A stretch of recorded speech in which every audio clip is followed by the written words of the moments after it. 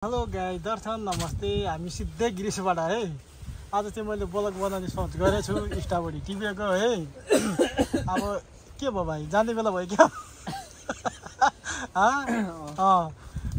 अब यो भाइ चाहिँ जाने भन्छ है। अब कता जाने हो, माथि कि तल, त्यो चाहिँ थाहा भएन है। अब म स्टाबडी टिप्नु पर्यो है त।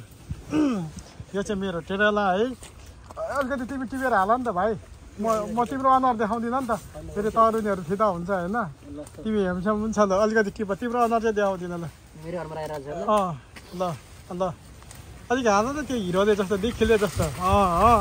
बास ल।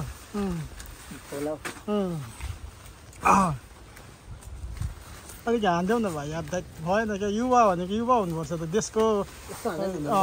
त्यही भएर नि पर्सेन्ट त त्यो केपी शर्मा ओलीले कुर्सी नछोडेको रहेछ, त्यस्तै युवाहरू भएर है।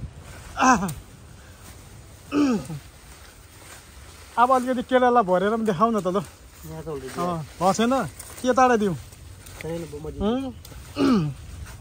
यो भाइले चाहिँ अब एकछिनमा केराला भरेर दिन्छ अरे है, देखाउँछ अरे है।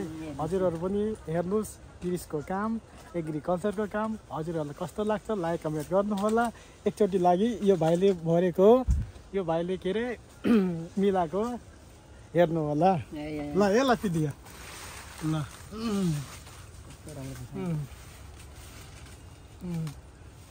भाइको हात नचल्ने रहेछ। भाइको हात चाहिँ राति चल्छ क्या भाइ? यस्तो नम्बरमा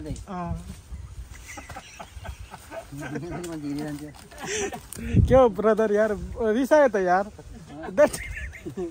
रिसाउने बानी पनि नराम्रो भाइ। आफ्नो साथीभाइसँग रिसाएर के फाइदा हुन्छ? रिसायो भाइ, रिसायो भाइ।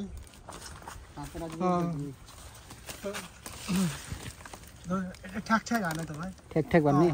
मैले आफूलाई भन्दै त यसरी भाइ होइन भनेर ठ्याक ठ्याक हान्थ्यो। युट्युबमा नि पुरा आफै राजा भएको थुक्क जिन्दगी। ल आजलाई चाहिँ यति नै है। फर्स्ट ब्लग हाल्दैछु मैले है, गिरिसमा के अरे उयो गरेको है। यता गाइजहरू टिप्दैछ है। ल बाई बाई।